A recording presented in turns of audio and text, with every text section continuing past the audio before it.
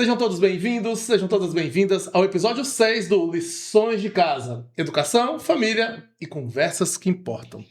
E hoje a gente vai falar de um tema muito bacana, mas antes eu queria que você compartilhasse, curtisse e ativasse o sininho para que a gente possa alcançar mais pessoas.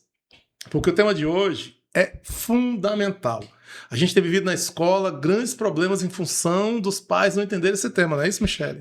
É verdade. Olá, sejam todos bem-vindos para mais um bate-papo, para mais uma conversa, para mais uma discussão sobre temas que permeiam a educação e que permeiam as famílias. Na verdade, a gente colhe na escola o que vocês plantam na família. É verdade. Hoje vamos falar de um tema, prepara, porque esse tema aí é pedrada, Bombástico. Bombástico. Cinco coisas que você ensina aos seus filhos quando não resolve tudo por eles. E já vou falar que tá tudo certo se você se identificar em uma ou outra, porque eu já me identifiquei, já vi que eu tô errado e tá tudo bem. É só a gente corrigir. E a gente tá vivendo uma geração de superprotecionismo e esse tema, então, casa assim, muito bem. Aqui a gente tem o Juvenal, que faz o papel de pai, e ele é pai, e eu que sou mãe, exerço meu papel de mãe, e mãe tem essa ideia de querer super proteger os filhos o tempo todo, né? A não ser que eu esteja errada nesse processo. Mas são coisas que a gente vai errando sem perceber que vai prejudicar nosso filho no futuro. E a gente quer deixar para o mundo filhos funcionais, pessoas e adultos funcionais. Então é bom a gente se atentar para essas coisas. Eu sempre falo no Código de Pais, Michele, a gente tem que ver a atitude de hoje que vai refletir lá na frente do menino. Então muitas vezes o papel do pai, como você falou, tem que ser mais forte que a da mãe nessa visão. Exatamente. Porque às vezes a mãe acha que é um gesto de amor, que é um gesto de carinho, e ela tá super protegendo, e o pai fala, epa, peraí, não, isso aqui ele dá conta sozinho. Então agora é hora de a gente falar sobre isso. O que gera nos meninos lá na frente, quando a gente não resolve as coisas por ele? O que você vai colocar como primeiro ponto aí, Michele? Eu acho que quando a gente deixa eles criarem, né, eles resolverem os próprios problemas, a primeira capacidade que a gente cria nos nossos filhos é o senso de responsabilidade. Então, o senso de responsabilidade é essencial. Isso começa com coisas tão simples, começa em ele arrumar a própria mochila. Né? Eu diria até mais longe, arrumar a própria cama. Esse senso de responsabilidade nasce quando o menino faz aquilo que ele consegue fazer e a mãe ou o pai não interfere. Eu acho que é muito importante esse senso de responsabilidade. E quando a gente fala, parece que você vai maltratar o menino, mas não é. Em cada idade que ele tem, Michele, ele já consegue fazer alguma coisa sozinho. E a responsabilidade é isso, é a capacidade de executar alguma ação. Então, ele tem que entender que alguma coisa na vida dele, ele precisa fazer, senão não vai ser feito. Vamos falar por faixa etária? Exatamente. Por exemplo, uma criança de educação infantil, uma criança de 4 ou 5 anos, ela consegue ir para a escola e carregar a própria mochila dela. Então, a gente vê muitos pais carregando, empurrando a mochila, né? E impedindo o filho de carregar aquele peso. Ele tem que entender que os pertences são dele, ele consegue levar. Então, arrastar a mochila ou levar a mochila é uma pequena responsabilidade que ele consegue fazer. Arrumar o brinquedo em casa? Exatamente, arrumar o balde de brinquedo. Arrumar o balde de brinquedo deles. Exatamente. Não é? Um de educação infantil, Michele, já está lá, vamos colocar aí da primeira ao 4º ano do educação infantil. Ele já consegue arrumar as coisas que ele vai precisar. Ele já sabe do que ele tem aula, ele consegue colocar os livros dentro da mochila. Né? Arrumar o horário escolar, organizar a própria agenda, ele já consegue. Né? Retirar e colocar os lanches na lancheira também é uma responsabilidade dele.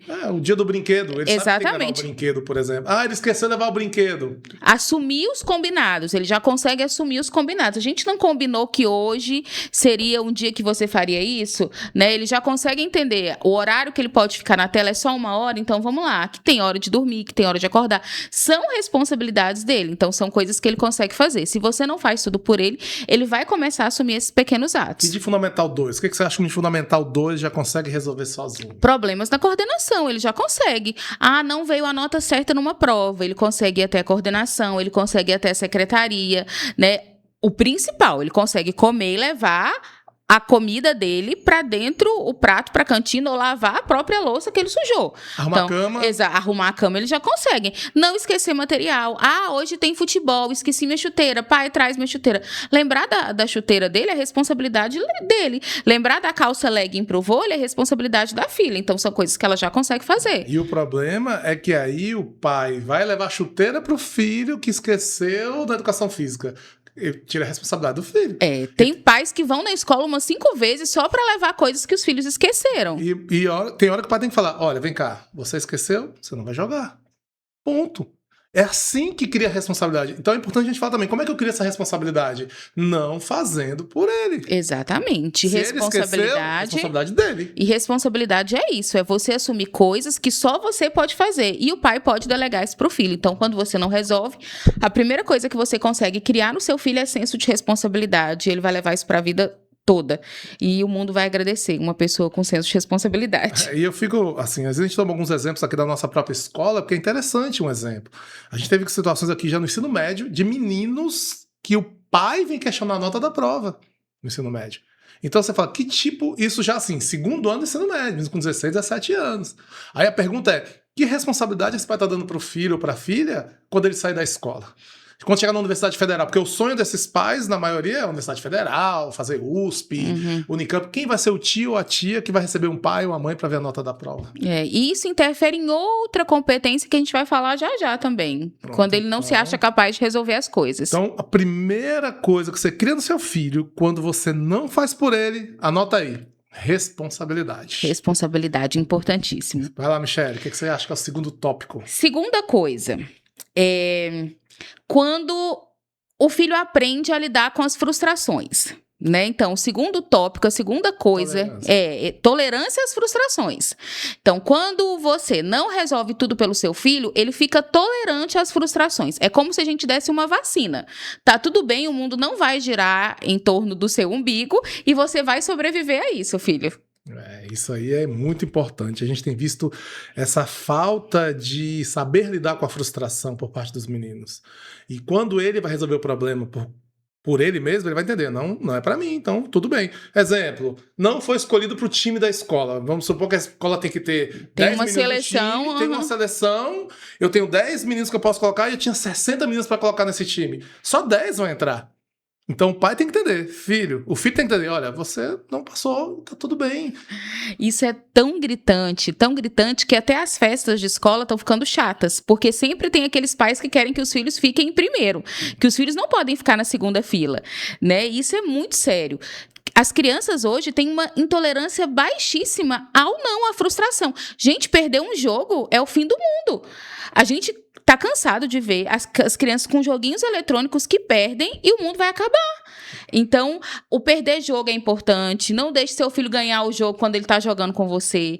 Isso é muito importante. Não interfira quando ele não for selecionado para alguma coisa. Se tem os critérios claros, ele não foi selecionado, ok, filho, o mundo é assim. Se tem um conflito entre amigos, deixa ele resolver o conflito entre os amigos. Você quer ver uma coisa ficando muito chata? Na nossa escola isso não, mas eu vejo muitas escolas aí, a gente vê pela internet, televisão, enfim, medalha para todo mundo. Uma competição dentro da escola, seja de futsal, seja de jiu-jitsu, seja de xadrez, todo mundo ganha medalha. Não existe mais a ideia de, olha, você ganhou porque você ficou em primeiro. Não, eu dou a medalha igual para todos os meninos que participaram. Isso aí, para mim, a escola tá treinando o menino a não se frustrar. Eu acho que a escola falha nesse ponto se ela faz isso. A gente tem que entender. A premiação tá associada com o que ele fez, e não porque ele tá ali. Só porque eu tô ali, eu vou ganhar medalha? E aí a gente tá criando uma educação pro prazer e não uma educação pra vida. Porque na vida nem todo mundo ganha. E é mais fácil a gente perder do que ganhar. Eu lembro quando a gente começou, foi muito engraçado, assim, essa história com relação à frustração. Quando a gente começou a nossa escola, o nosso 9º ano, a gente recebeu alunos de outras escolas. É claro, a gente não tinha 8º, abrimos o 9º ano.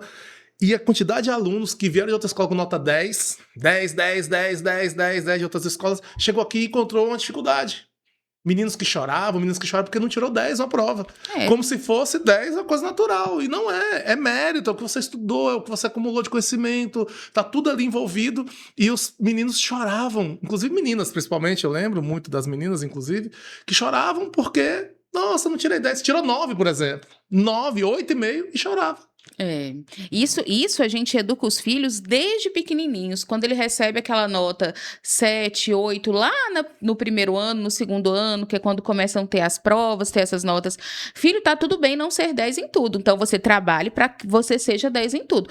Mas parece que agora a aprovação tá mais para os pais do que para os filhos. Os pais querem provar que os filhos são bons através das notas e qualquer nota ruim, o pai vai lá na escola reclamar. Então, ele tá passando um atestado de que, filho, você não pode ser frustrado. Filho, você não pode ficar fora disso. Gente, essa palavra frustração gera consequências absurdas quando ele vira um adulto. A gente vê o menino que não sabe ouvir um não, o menino que não sabe perder, como que ele age na sociedade quando ele recebe essa negativa. E a gente fica muito preocupado. E a escola, eu deixo muito claro, assim, a escola também participa disso, não é só coisa de pai e de mãe, não. É importante que as escolas também falem, olha, vem cá, né? Você não tirou 10, aplicar provas condizentes com as habilidades para saber que nota que esse menino tem. E a gente vê que no Gauss a gente trabalha com esse compromisso. O aluno nota 10 é porque ele é nota 10. E a gente vê que tem... por isso que eu gosto de falar assim, não é falando mal de outras escolas, mas que o pai tem que procurar saber isso. Aconteceu isso comigo, por exemplo. Qual que é seu padrão de avaliação? Aconteceu isso comigo. O João era pequenininho e eu conheço o João como qualquer... Assim, melhor do que qualquer pessoa. E o João chegava da escola cheio de nota 10 no boletim. 10 na prova. Eu falei, tem coisa errada, eu conheço meu filho. O João tem dificuldades de aprendizagem. O João tem dificuldades na escrita. Isso ele tinha muito quando ele era pequeno. Chegava com nota 10. E eu cheguei pra tia, na época, que era uma tia só, e falei assim, tia, meu filho, não é essa nota aqui 10. Não tem como. Não que eu duvidasse do João, mas eu conheço meu filho. Você conhece seu filho? A escola tá evitando uma frustração no seu filho ou realmente ele tirou nota 10? Isso é muito importante, porque a escola tem essa obrigação também, eu acredito. Eu também acredito que é uma função da escola e a função da família é validar. Se você colocou o seu filho naquela escola, você acredita no direcionamento dela. Então, a função da família é validar. Se a família quiser entender de onde veio a nota, ela procura coordenação. Entendeu o processo. Exatamente. Por que essa nota, no que meu filho falhou? Mas que ele falhou. Então, se ele falhou aqui, tudo bem, filho, você falhou. Vamos melhorar disso aqui? Porque hoje eles acham que eles não precisam melhorar, que eles estão acima de qualquer coisa. Exatamente. Né? Então, segunda capacidade importantíssima que você ensina ao seu filho, quando você não resolve tudo por ele, é a tolerância à frustração, que é muito boa. Isso aí pra mim é excepcional. Crianças que têm, adolescentes que têm tolerância à frustração são infinitamente mais fortes. Não vamos confundir toda essa frustração a aceitar acomodismo. Eu sou ruim, tá tudo. Não tem nada a ver com isso. Tem assim, se não der certo, eu vou dar a volta por cima. Isso é a resiliência, né? Aí vem a resiliência. Que é aí que vem a resiliência. E a terceira, Michele? Terceiro ponto. Resolução de problemas. Crie um adulto, nós criaremos um adulto capaz de resolver seus próprios problemas. Capacidade de resolver problema é tudo de bom. E isso já fica meio ligado com a ideia da responsabilidade também, né? Você parar pra pensar um pouquinho. Porque, assim, na verdade, vem cá, o seu filho teve um problema na escola. Você fala assim, e aí, como que você resolve isso? Em vez de ir lá resolver por ele. Resolver isso, tá? É importante entender qual a faixa etária do seu filho, até que ponto que ele pode ir, a partir daí você age. A gente deixa isso muito claro, né? O menino perdeu um objeto na escola, é responsabilidade dele. Então a responsabilidade entra aí. Se você vai lá, você perdeu a responsabilidade do menino. Segundo, ele tem que resolver o problema. Porque assim, a responsabilidade, ela é diferente em que sentido? Você vai fazer coisas que só você é capaz de fazer, que é a sua função. Você tem essa noção que tem coisas que eu preciso fazer e eu vou lá fazer. A resolução de problemas tá fora do meu escopo, tá fora da minha capacidade, surgiu uma coisa de repente, um problema, eu sou capaz de resolver esse problema. Então ele tá fora uma briga entre colegas. Né? Uma briga entre colegas. Uma discussão, não briga de vez fácil. Não é uma briga assim, né? Uma discussão entre colegas por conta de um estojo. Vamos imaginar assim. Ele é capaz de resolver aquela discussão relacionada ao estojo. Eu não preciso envolver pais desses dois alunos para resolver, ou a mãe do aluno ir lá na escola, ele vai se achar no mínimo incapaz, né? A ideia... E constrangido. Eu acho que agora eu entendi a diferença de responsabilidade para resolver um problema. Vou dar um exemplo. O menino esqueceu a chuteira, a responsabilidade era dele. Exatamente. Mas ele conseguiu pegar emprestado de um coleguinha para poder participar. Problemas. Aí ele resolveu o problema. Então ele tem que ter essa habilidade, tem que ser um pouco safo, que a gente fala também, né? Um pouco assim, né? Saber se virar. Porque se o pai fizer tudo por ele, não aprende a se virar. Resolver o problema, se vira. E a gente vê muito isso quando eles esquecem a caneta na hora da prova, né? Eles tem menino que senta e chora, porque o pai vai lá levar uma caneta. Tem menino que vai atrás de mim na minha sala procurar uma caneta. Exato, sai perguntando pra todo mundo. Pra todo mundo. Eu sou o último recurso, tia Michele, me socorre, pelo amor de Deus. Então, ele foi capaz de resolver o próprio problema dele, porque era uma regra estabelecida, ele sabia que era responsabilidade, faltou com a responsabilidade, surgiu o conflito, ele resolveu o problema. Tem menino que senta e chora, vai esquecer a caneta. Você vê que o pai já faz tudo por ele. Isso é muito importante. Eu acho que esse terceiro ponto é bem legal também. Até na ideia dele tomar pequenas decisões no seu dia a dia. Tem menino que não sabe o que lanchar, por exemplo. Ele combinou que ele ia lanchar pão de queijo. Não tem pão de queijo. Ele tem que ligar pra mãe e perguntar o que ele vai lanchar se não tem pão de queijo. Exatamente. Aí você vê a dificuldade de resolver um problema simples. Não tem um pão de queijo, mas tem um salgado de queijo lá assado. Ele, não, eu quero comer pão de queijo. Agora, mãe, eu vou comer o quê? Olha que pontos a gente está chegando na criação dos meninos, na ideia de superprotecionismo. Meu Deus, absurdo. Michele, muito bom o terceiro ponto. E o quarto ponto, o que você acredita, Michele? Que o menino ganha quando o pai não resolve por ele? Confiança. Ele acredita que ele é capaz. Se você delega uma função para o seu filho, você está dizendo para ele que ele é capaz de fazer. E a confiança cria adultos maravilhosos, que realmente são capazes de tomar decisões confiantes, é isso mesmo. A confiança é essa capacidade de você depositar no seu filho a ideia de que ele é capaz. E a gente faz isso o tempo todo, com palavras. A gente fala, filho, você é ótimo, filho, você é maravilhoso. Mas poucas das vezes a gente confia, né? A gente quer que o filho aprenda, por exemplo, a ir no mercado e fazer as compras. Mas você não confia em dar uma lista para ele e deixar ele lá fazer a pequena compra. Então, a confiança é uma capacidade do que ele vai dar conta de fazer sozinho. Filho, eu acredito em você, você já tem essa responsabilidade, você vai lá fazer essa compra. Eu lembro de pequenininho, assim, o João Gabriel, ele, tipo, abria a cancela da chácara. Ele se sente confiante quando ele é pequenininho, né? E é uma missão, uma super missão. Desce lá, abre a cancela. Gente, o que eu acho interessante é que os pais não conseguem enxergar, Michele, que são pequenas atitudes. A gente tá falando de grandes responsabilidades, de fazer coisas gigantescas pelo filho, mas são pequenas responsabilidades. Abrir uma cancela da chácara. Sabe? Vai lá e abre. O pai tá com a mão no volante aqui, tem que desligar o carro, puxar o freio de mão, ir lá e abrir. E o filho, às vezes, com 4, 5 anos, 4 anos já consegue abrir uma cancela. Empurrar a cancela e falar, vai lá. Sabe? Isso gera... O menino já chega no carro, assim, eu lembro que chegava com o peitão aberto, assim, abrir a cancela. Sabe? São pequenos gestos que vai gerando confiança no menino. E isso é importante demais. Por quê? Porque lá na frente... Será que ele vai se sentir confiante para fazer um vestibular, por exemplo? Não vai estar nervoso, ansioso? E a situação é tão séria, Juvenal, mas tão séria que tem meninos hoje que, se estão no meio de adultos, eles não desgrudam do pai, porque eles acham que eles não vão conseguir conversar com ninguém. Quantas e quantas vezes a gente... E tem aumentado esse número. Eu não sei se vocês se lembram, o Juvenal se lembra, que era difícil você ir numa festa e encontrar uma criança que não estava junto com a outra criança. Era sempre... Podia não se conhecer, na hora tava todo mundo amigo ali. Isso é confiança, você é capaz de manter uma conversa com o outro. Hoje você vê ou um menino grudado no celular, ou um menino grudado na mãe, ou no pai. Então, isso é a falta do exercício da confiança, né? A confiança de você... Eu lembro que o meu Gabriel, quando ele ia no mercado, ele ia com dinheiro a mais, ele se achava o máximo, porque ele tinha que chegar e dar o troco pra gente. A gente dava o troco pra ele, mas ele chegava, entregava o troco. Isso deu uma confiança pra ele, porque antes ele tinha um probleminho na fala, que ele gaguejava, ele foi ganhando a confiança de conseguir pedir o que ele queria no mercado. Até diminuiu a quantidade que gaguejava. Exatamente, porque ele sabia que ele era capaz de falar e pedir o que ele queria. Então, são gestos pequenininhos, assim, de entregar uma coisa, uma encomenda que tinha que ser entregue. Você vai falando assim, eu vou lembrando do João Gabriel. A gente vai falando de exemplos dos nossos filhos, por quê? A ideia das lições de casa, a gente não é entregar uma receita pronta para a família. Não é falar assim, é assim que se cria. Mas com exemplos do nosso dia a dia, talvez você fale assim, poxa, vou aplicar na minha casa também, vou testar. Porque é um teste que você pode fazer, ou falar, não, para meu filho não serve, vou fazer de outro jeito. Eu fico lembrando de João Gabriel quando a gente viajava de férias. Então, a gente sempre viajou com o João, a gente nunca deixou ele sozinho, então ia para uma praia, por exemplo. Só eu, ele e a mãe dele. E a avó, muitas vezes, conosco, quase sempre. Mas não tinha outra criança com a gente. Chegar numa praia, uma criança com 3 adultos, né? Ele vai brincar com quem? Essa é uma pergunta que eles faziam. E ele via no começo, eu lembro muito no começo, assim. Ele olhava o menino e falava assim, pai, eu quero ir brincar com ele, mas eu tô com vergonha. Se toda vez eu fosse falar assim, que é o João, quero brincar com você. A primeira vez, João, eu vou lá com você, vou te ensinar como é que faz. Eu lembro como hoje. Cheguei, oi, João, tal, vai brincar. Na segunda vez, e aí, pai? Agora você vai lá e você se vira. Ele ganhou confiança. Essa confiança que ele ganhou na brincadeira da praia, hoje leva pra vida dele. Hoje ele é muito confiante. Uhum. Ele chega em qualquer ambiente, ele conversa com as pessoas. Eu tenho certeza que é reflexo do que aconteceu quando era criança. Da confiança que ele ganhou quando ele era criança. Eu tenho certeza que é reflexo da confiança que ele ganhou quando ele era criança. Hoje o Gabriel chega em qualquer ambiente, cumprimenta as pessoas, olha no olho, pega na mão e fala de qualquer assunto. Isso ele tem 22 anos, é claro. Mas eu digo que foi com 3 anos de idade que ele ganhou essa confiança. Por quê? Porque eu não angariei coleguinhas para ele. Eu não fui um agente de fazer amizades pro meu filho.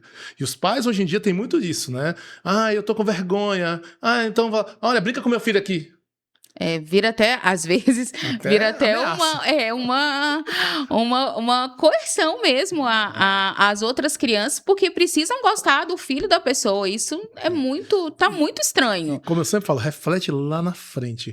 Por exemplo, o João Gabriel participa de campeonatos hoje de jiu-jitsu. A confiança dele de estar ali. Não que ele vai ganhar, mas ele vai confiante.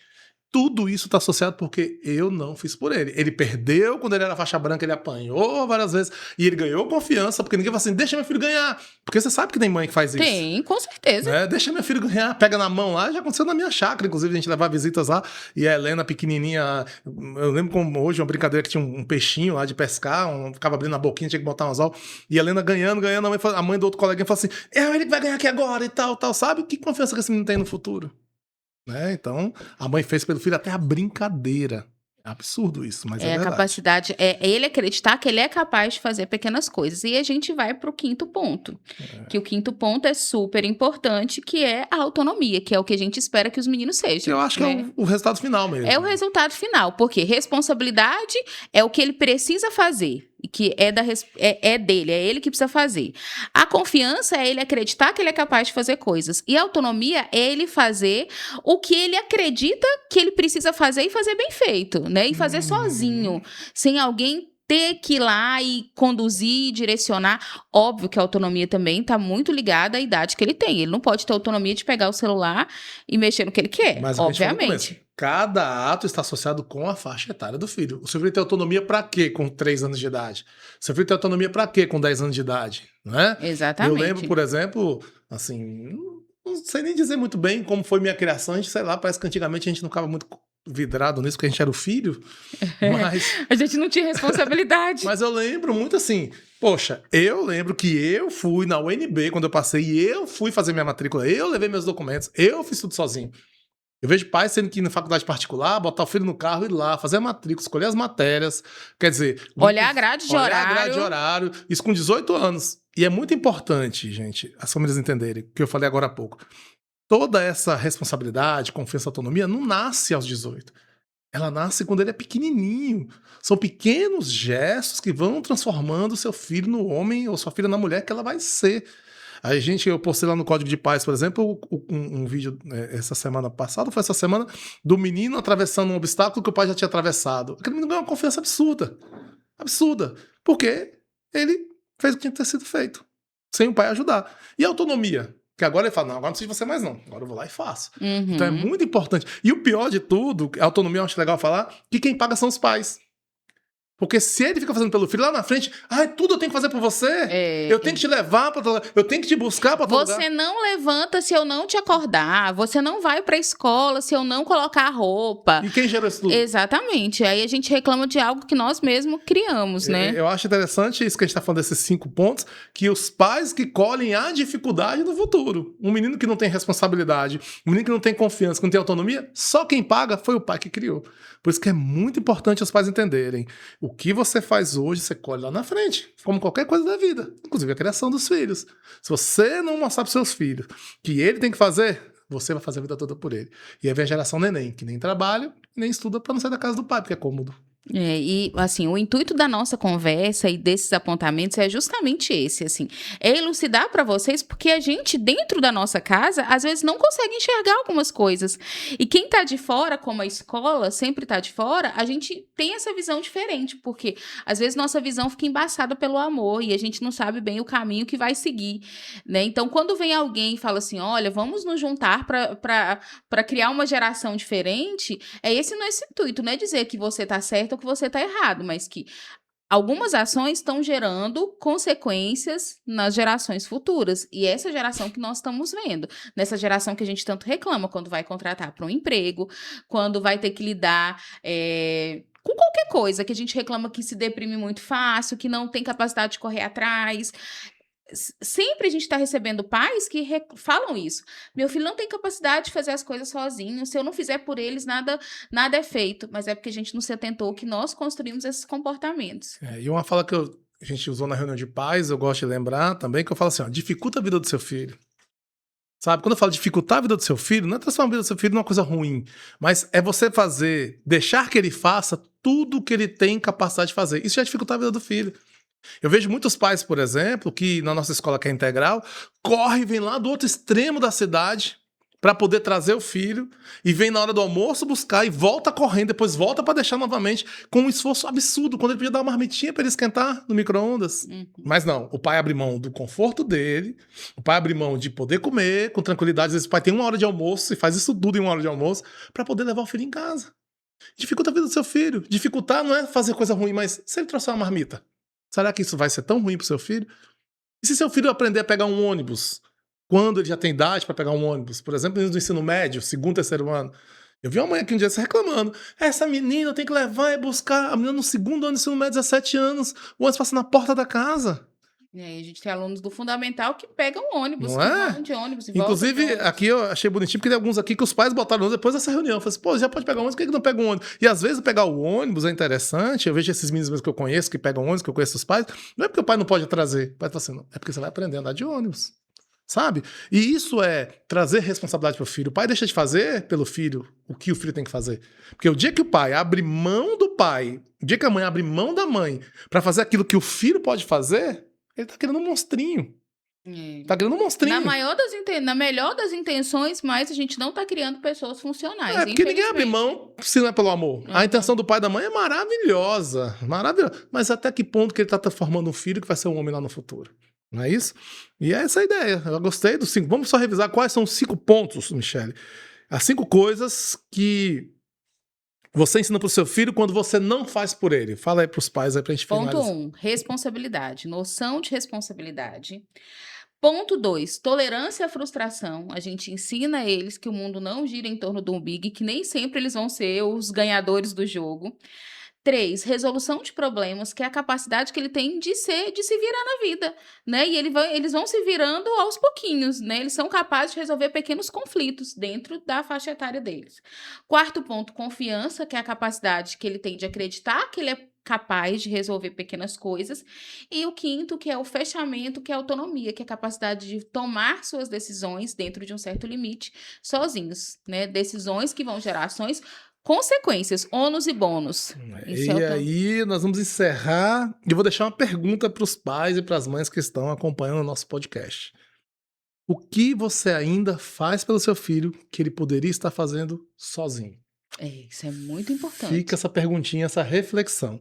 E a gente vai encerrar esse nosso bate-papo falando para vocês um tema que eu acho super atual. Agradecendo a todos e pedindo para que você curta, compartilhe, aperte o sininho para que você acompanhe nossos episódios do podcast Lições de Casa, Educação, Família e Conversas que Importam. Tchau, tchau. Tchau, até a próxima.